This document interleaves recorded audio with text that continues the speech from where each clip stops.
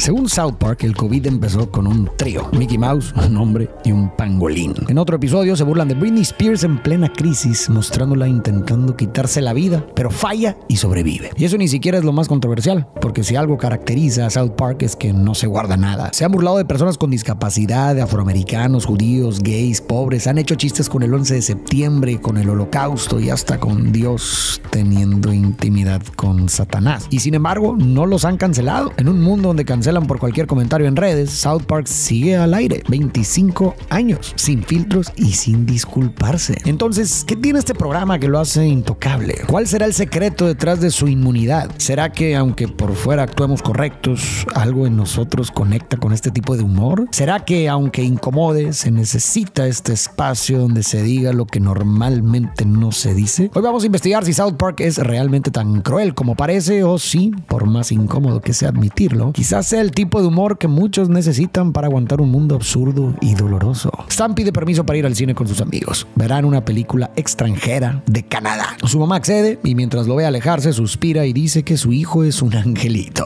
Está tan feliz de vivir en ese pueblito tranquilo, lleno de gente buena y cristiana. Stan pasa por Kenny, pero su mamá lo detiene gritando: ¿a dónde crees que vas? Tienes que ir a la iglesia, si no vas a arder en el infierno. Aún así, los niños se las arreglan para salir. Se topan con un vagabundo y hacen lo que en su pueblito haría cualquier niño bien educado: sacarle la vuelta. Pasan por Kyle y su mamá Sheila les pide que se cuiden. El mundo ya no es como antes. Después recogen a Cartman y ahora sí, el grupo está completo. Van felices al cine, donde pueden aprender todo lo que sus papás no tienen tiempo ni ganas de enseñarles. Piden boletos para ver Terrence y Philip, pero hay un problema: es clasificación R, y como son menores de edad, no los dejan pasar. Así que hacen lo más lógico: le ofrecen $10 al vagabundo para que finja ser su adulto responsable, y funciona. La película es completamente inapropiada, chistes sucios y groserías cada 2 segundos. Y los niños, obviamente, están fascinados. Para ellos es arte, como si les hubieran dado acceso a un mundo prohibido. Escupen groserías con una fluidez que ni sabían que existía. Se encuentran con sus amigos y estrenan su nuevo idioma. Todos quedan boquiabiertos y corren directo al cine. Al día siguiente, toda la escuela habla igual. Groserías en los pasillos, en el recreo y en clase. Mandan llamar a las mamás. Están escandalizadas. Esos canadienses arruinaron a sus preciosos hijos. La ciudad entra en crisis. Los noticieros preguntan si esa película está destruyendo la juventud, y el reportaje lo da, por alguna razón, un señor en bikini. Sheila, la mamá de Kyle, se convierte en la cara del movimiento. Sale en televisión culpando a los canadienses. El ministro de cine de Canadá responde que la película no era para niños. Y además, en Estados Unidos tienen películas 10 veces más violentas. ¿Por qué se escandalizan con unas malas palabras? Sheila lo ignora y continúa insistiendo en que los canadienses son malvados. Con tanto escándalo, la escuela cede a la presión. Organizan una rehabilitación para enseñar a los niños a hablar sin decir groserías. Les dan una lista oficial de traducciones aceptables. En lugar de decir chingado, deben decir chinelas. En lugar de a la madre, mejor a la máquina. Y si van a decir no mames, que sea no manches. Según el director, eso ya es hablar con respeto. Y asegura que con eso los niños evitarán las sustancias, los malos pasos y terminar en la cárcel. Los amigos salen de la rehabilitación directo al cine a ver Terrence y Philip. En una escena, los personajes se prenden fuego con un cerillo. Cartman le apuesta a Kenny que eso no pasa en la vida real. Kenny lo intenta y sí pasa. Se incendia y muere. Con esto, las mamás se enteran de que los niños volvieron a ver la película. Se enfurecen y los castigan, no por haber eliminado a Kenny, sino por haber desobedecido. South Park es una sátira. Es grosera, absurda y políticamente incorrecta, pero también es honesta. Este tipo de comedia exagera lo que ya existe en la realidad: políticos que mienten, religiones que caen en contradicciones, modas ridículas, sistemas de salud que no funcionan, escuelas que enseñan lo mínimo y lo absurdo del comportamiento humano. Se burla de todo esto, pero no solo para hacernos reír, sino para que nos detengamos a ver lo ilógico, injusto y contradictorio que puede ser el mundo, para que nos cuestionemos. En esta película, por ejemplo, South Park expone la doble moral de muchas comunidades conservadoras en Estados Unidos. Lugares que se venden como muy correctos y muy religiosos y buenos, pero que si los miramos de cerca, hay algo que no cuadra. La mamá de Stan, por ejemplo, está convencida de que vive en un pueblito lleno de gente buena y que su hijo es un angelito, pero segundos después vimos a un vagabundo tirado en la calle y ese angelito le pagó $10 para que fingiera ser su tutor y lo dejaran entrar al cine. El pueblito no es tan bueno ni su hijo tan santo, pero ella prefiere creer que sí, porque aceptar lo contrario sería quizás enfrentar problemas que no quiere ver. Quizá reconocer que su hijo no es como ella cree la obligaría a cuestionarse como madre. La mamá de Kenny, por otro lado, se dice muy cristiana, pero cuando su hijo quiso salir, le gritó que si no iba a misa se iría al infierno. El cristianismo predica amor y compasión, pero en ese momento ella usa la religión como un arma de control. Luego, cuando los niños empezaron a decir groserías, el pueblo entero entró en pánico. trágico, pero cuando Kenny murió brutalmente, a nadie le importó. Una mala palabra los escandalizó, pero la muerte de un niño les pasó de largo. Es más fácil indignarse por una grosería que mirar de frente el dolor y la crudeza de esa muerte y preguntarse por qué su comunidad es así. Y es que muchas veces nos escandalizamos por lo superficial para no tener que enfrentar las verdaderas causas de fondo que nos incomodan. Lo superficial se vuelve un chivo expiatorio. Es más cómodo indignarse porque alguien dijo chingado que preguntarse por qué un niño muere y a nadie le importa. Es más sencillo culpar a Canadá por la conducta de los niños que mirar de cerca cómo se les está criando en casa. Es más fácil sentirse moralmente superior porque los niños hablan bonito que cuestionar qué valores se les están enseñando de verdad. En lugar de enfrentar el problema de fondo, la gran solución que encontraron fue enseñar a los niños a cambiar. No mames por no manches o chingado por chinelas. Creen que con eso ya cumplieron su papel como padres, pero cambiar una palabra no cambia lo que hay detrás. No convierte a nadie en mejor persona. Es solo maquillaje para mantener la ilusión de que todo está bien. Y ahí está la genialidad de South Park. Mientras otros programas intentan hablar de estos problemas con seriedad y a muchos los aburren o sienten que los regañan, South Park los hace reír. Y cuando te ríes, bajas la guardia. Ya no te sientes atacado ni juzgado. Y en ese momento de risa, tal vez te das cuenta de que muchas de las reglas que seguimos no tienen sentido, de que ignoramos problemas graves y de que en mayor o menor medida todos tenemos nuestras contradicciones. Por eso creo que, aunque suene raro decirlo, programas como South Park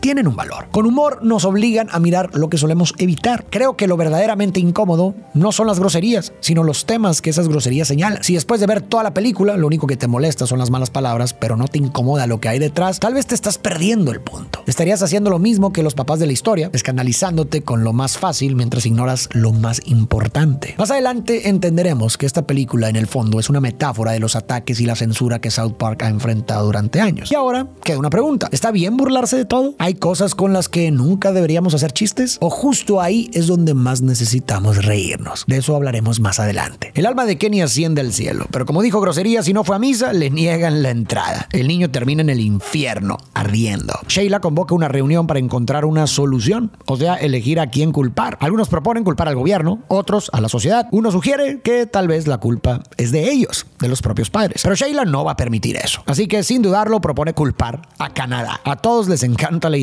De por sí, ni siquiera son un país real. Así nace la Asociación de Madres contra Canadá. Imprimen pancartas, reparten volantes y hasta mandan a hacer camisetas que dicen eliminar a Canadá. Cuando Terrence y Phillip aparecen en un programa de televisión, Sheila irrumpe con soldados y ordena arrestarlos. Canadá se indigna y en respuesta bombardea la casa de Alec Baldwin, el actor de Hollywood. El presidente de Estados Unidos declara la guerra y anuncia que ejecutarán a Terrence y Phillip. La encargada del proyecto será su nueva secretaria de defensa, Sheila. Mientras tanto, en el infierno, Kenny despierta rodeado de fuego, gritos y almas torturadas. Se encuentra con Satanás, pero en lugar de ser aterrador, es inseguro y sumiso. Está en una relación tóxica con Saddam Hussein, el dictador de Irak. Saddam lo manipula, lo humilla y se burla de él, pero Satanás no se atreve a enfrentarlo. Hey, ¿qué tal? Voy a hacer una pequeña pausa para hacerte una petición. Puede que tú veas estos videos todos los días y no estés suscrito, lo cual no tiene nada de malo, pero me ayudarías muchísimo si lo hicieras con el botón rojo que está ahí abajo. Esto me permite poder seguir trayendo más videos y más seguido. Muchas gracias por el apoyo y ahora sí, continuamos. En la Tierra, Cartman le dice a Kyle que todo esto es culpa de su mamá, que es una maldita. Sheila lo escucha y Cartman está frito. En la siguiente reunión de madres contra Canadá, Sheila anuncia que todo está listo para la eliminación de Terrence y Phillip, pero además presenta una nueva solución para evitar que los niños digan groserías: implantarles un chip en el cerebro que les dé una descarga eléctrica cada vez que maldigan. Muestra el primer caso de prueba. Cartman apenas dice una grosería y el chip se activa y le da una descarga. En segundos deja de maldecir. El experimento funciona y las mamás aplauden como si acabaran de salvar al mundo. Kyle y Stan intentan hablar con sus mamás. Quieren hacerles entrar en razón. No pueden eliminar a Terrence y Phillip, pero ellas no escuchan. Solo repiten lo mismo una y otra vez, que deben proteger a sus hijos, que son lo más valioso que tienen, que están cuidando su futuro. Al ver que no hay forma de convencerlas, los niños deciden actuar por su cuenta. Forman su propio movimiento, la resistencia, y mandan el mensaje a todos los niños del vecindario: tienen que salvar a Terrence y Phillip. Mientras tanto, en el infierno, Kenny espía a Satanás y Saddam acostados en la cama. Los escucha hablar de antiguas profecías. Si la sangre de los canadienses toca suelo estadounidense, se desatará el apocalipsis, la tercera guerra mundial y el fin del mundo. Kenny entra en pánico, sube a la tierra y se le aparece a Cartman. Le advierte que si Terrence y Phillip mueren, Satanás y Saddam tomarán el control del planeta. Cartman corre a avisarle a Kyle y Stan, y en la reunión de la resistencia arman un plan para detener la ejecución. El El evento sucederá durante un show especial, estará lleno de celebridades y será transmitido en vivo a todo el país. Pero ninguno de ellos tiene idea de cómo organizar un rescate, así que les dan un consejo.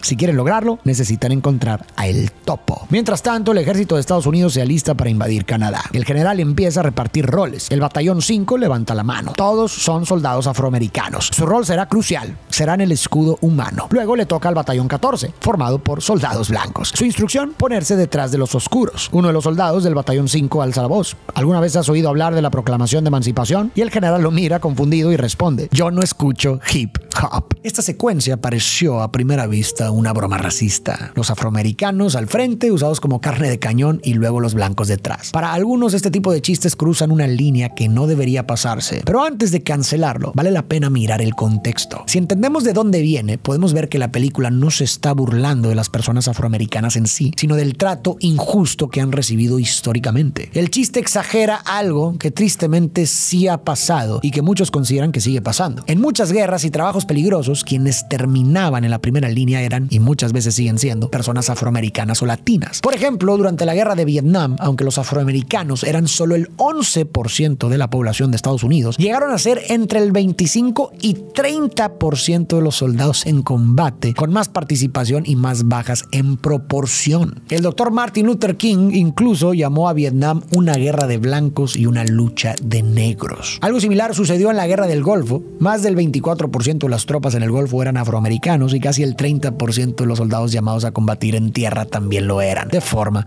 desproporcionada. Así que parece que South Park en realidad está señalando el racismo, no burlándose de quienes lo sufren. Quizás lo que incomoda es que lo hace en forma de chiste, y eso puede sonar a burla o falta de respeto, pero reírse de algo no significa que no lo tomes en serio. Muchas veces es justo al revés. El humor permite reconocer algo doloroso que de otra forma no podríamos. A ver, y tampoco estoy diciendo que todas las bromas de esta serie sean defendibles, ni que a todo mundo le tenga que gustar este tipo de humor, y que si no te gusta el problema eres tú. No, para nada.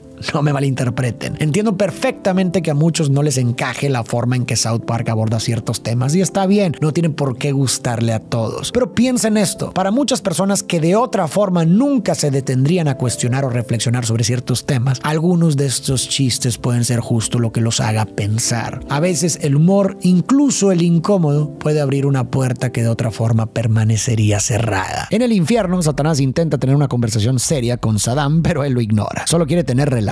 Cansado, Satanás se aleja. Entonces aparece Kenny, que ha estado viendo todo. Le dice que no tiene por qué seguir aguantando eso, que merece algo mejor. Por primera vez, Satanás siente que alguien lo escucha de verdad. Le agradece y decide enfrentar a Saddam. Le dice que ya no quiere su ayuda para gobernar, pero este se hace la víctima. Promete que va a cambiar. Satanás le cree y lo perdona. Mientras tanto, Stan, Cartman y Kyle logran encontrar a El Topo. Para su sorpresa, no es ningún experto ni guerrillero, solo es un niño como ellos. Aún así, lo suman al plan. El show de eliminación de Terrence y Phillip arranca con un gran espectáculo. Winona Ryder lanza pelotas de ping pong y un perro llamado Jippy hace trucos para entretener a la audiencia. Sheila sube al escenario y le habla a las tropas. Recuerden, la violencia horrible y deplorable está bien siempre y cuando nadie diga groserías. De eso se trata esta guerra. Los niños logran colarse al evento. Cartman tiene una misión clave: apagar la alarma para que El Topo pueda rescatar a los comediantes. Pero justo cuando está por hacerlo, se le aparece Kenny. Le advierte que Satanás y Saddam ya vienen. Cartman entra en pánico, corre a avisarle a los demás y se le olvida apagar la alarma. El Topo es descubierto. Unos perros guardianes lo persiguen y lo atacan. Queda gravemente herido y muere. Ahora sí, arranca la ejecución. Desesperados, los niños intentan razonar con sus mamás. Le dicen a Sheila que Satanás y Saddam están por llegar, pero ella no les cree. Da la orden de electrocutar a los comediantes y se desata el caos. Canadá lanza bombas sobre el escenario. Estados Unidos responde con su ejército. En medio del desastre, Cartman logra liberar a Terrence y a Phillip, pero con la descarga eléctrica, el chip implantado en Cartman empieza a fallar. Las madres contra Canadá ven el desastre. Ellas solo querían un mundo más limpio y sano para sus hijos, no esto. Varias dudan. Le dicen a Sheila que ya es suficiente, que si siguen así, sus hijos podrían morir. Pero Sheila no se detiene. Se coloca junto a los soldados justo frente a Terrence y Phillip, lista para disparar. Entonces Kyle se adelanta, se pone entre su mamá y los comediantes, le dice que no piensa moverse, que no va a dejar que los elimine. El general intenta convencerlo, le dice que hay muchas otras películas tontas que puede ver, pero Kyle le responde que no se trata de eso, se trata de libertad de expresión, de poder decir lo que piensas, aunque que a algunos no les guste. Como adelanté antes, toda la trama de Terrence y Phillip siendo censurados por decir groserías era una metáfora directa de los ataques y la censura que South Park ha enfrentado desde que nació. Desde el primer episodio, Trey Parker y Matt Stone han sido acusados de ser vulgares, irrespetuosos y ofensivos. Les han llovido críticas, denuncias, cartas de odio, amenazas y un sinfín de intentos de censura de grupos religiosos, asociaciones de padres de familia e incluso gobiernos. Países como México, Italia y China han llegado a borrar escenas, censurar episodios o de plano eliminar la serie completa de su televisión. Pero en el fondo, todos estos grupos hacen lo mismo que hace Sheila en la película. Quieren decidir qué se puede decir y qué no, qué se puede ver y qué no, quién puede hablar y quién debe callarse. Se indignan por cosas superficiales como una grosería o un chiste incómodo mientras ignoran problemas mucho más profundos y graves. Como vimos, mientras todo el pueblo se rasgaba las vestiduras porque los niños decían groserías, ignoraron que un niño murió de forma brutal y que en lugar de preguntarse qué estaban haciendo mal como comunidad, prefirieron culpar a Canadá o a unos comediantes de televisión para no enfrentar sus propios problemas. Y así nos mostró lo ridículo que es tratar de resolver problemas profundos con soluciones superficiales. Censurar una palabra no va a cambiar la realidad que se esconde detrás de esa palabra. Por eso la censura y el famoso ser políticamente correcto a veces no son herramientas de justicia, sino formas de evasión. Solo maquillan lo injusto para que sea más fácil de mirar. No resuelven los problemas, solo los esconden para no sentirnos incómodos. Y tapar lo incómodo solo sirve para perpetuarlo. Pretenden que si nadie dice nada ofensivo, entonces el mundo será un lugar más decente. Pero eso es falso. El mundo no mejora porque dejemos de decir malas palabras. El mundo mejora cuando somos capaces de reconocer lo que está roto y nos atrevemos a enfrentarlo. Y en ese sentido, por más absurdo que suene, los chistes de South Park pueden ser más útiles para el cambio social que toda la cultura de la cancelación junta. Porque aunque sean groseros o incómodamente ciertos, no evitan hablar de los temas difíciles. Al contrario, los sacan a la luz y al hacerlo con humor permiten que más personas empiecen a notar esas injusticias, a hablarlas, a cuestionarlas y en algunos casos a actuar. Mientras tanto, la cultura de la cancelación hace lo opuesto, cierra la conversación, elimina la oportunidad de debatir y entender y con ello cierra también la posibilidad de cambiar algo. ¿Qué es más grosero? ¿Decir una mala palabra o ignorar las injusticias reales que suceden mientras nos escandalizamos por esa palabra? La censura se enfoca en lo que se dice. South Park se enfoca en lo que se oculta. Y por eso, en un mundo donde todos quieren verse correctos, tal vez necesitamos programas que, aunque sean incómodos, nos recuerden que muchas veces lo verdaderamente ofensivo no es lo que se dice, sino lo que se calla. Kyle se voltea hacia su mamá y dice: cuando yo me metía en problemas, tú nunca hablabas conmigo, solo buscabas a quién culpar. Mamá, deja de pelear por causas. Los soldados se quedan en silencio. Saben que Kyle tiene razón, pero Sheila no está dispuesta a ceder. Ella misma toma el arma y dispara. Le da a los comediantes en la frente. Caen al suelo y su sangre se escurre. Stan se asusta y grita: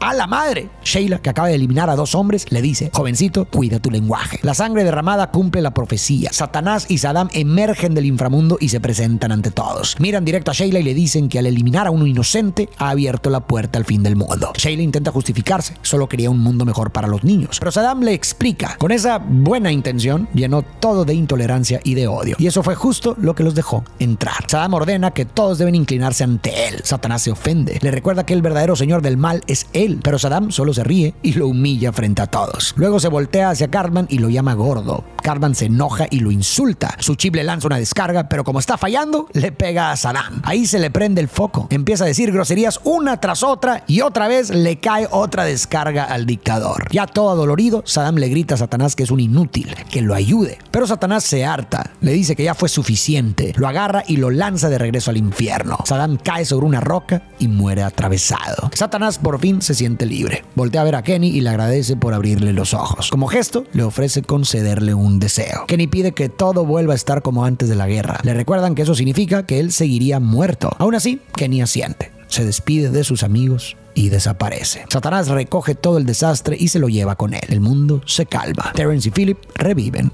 Y todo vuelve a la normalidad. Sheila abraza a Kyle y le pide perdón por no haber estado tan presente. Kyle le dice: después de todo, lo que nos salvó fueron las groserías de Cartman. De pronto, los niños miran al cielo. Ven una luz brillante dispararse desde la tierra. Es Kenny. Ahora tiene alas y un halo. Su sacrificio por los demás le abrió las puertas del cielo. Y entonces volvemos a la pregunta del inicio. ¿Por qué South Park no ha sido cancelado? Después de tantos chistes que muchos consideran ofensivos, después de burlarse de todo y de todos, ¿cómo sigue al aire? Mi opinión, aunque suene rara, es que South Park Park no ha sobrevivido a pesar de la cultura de la cancelación, sino en parte gracias a ella. ¿Por qué? Porque vivimos en un mundo donde todos, en redes y fuera de ellas, tratamos de vernos correctos, progresistas, empáticos e impecables, donde a veces parecer bueno importa más que serlo. Y South Park no juega ese juego. Se mantiene brutalmente honesto, no te dice cómo deberías ser, te muestra cómo somos muchas veces. Egoístas, impulsivos, prejuiciosos y llenos de contradicciones. Capaces de escandalizarnos porque un niño dice una grosería, pero indiferentes ante la muerte de ese mismo niño. Capaces de exigir justicia mientras ignoramos al que necesita ayuda a nuestro lado. De decir que somos compasivos mientras usamos la religión para controlar a otros. Y en medio de tanta corrección, South Park le da a mucha gente el permiso de soltar el personaje, de dejar de pretender, de reírse de sus partes incómodas sin tener que pedir perdón por existir. ¿Qué opinas tú? ¿South Park es realmente una falta de respeto que debería ser cancelada o más bien un espejo incómodo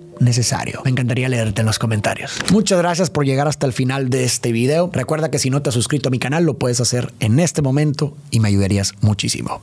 Y tú y yo nos vemos en el próximo video.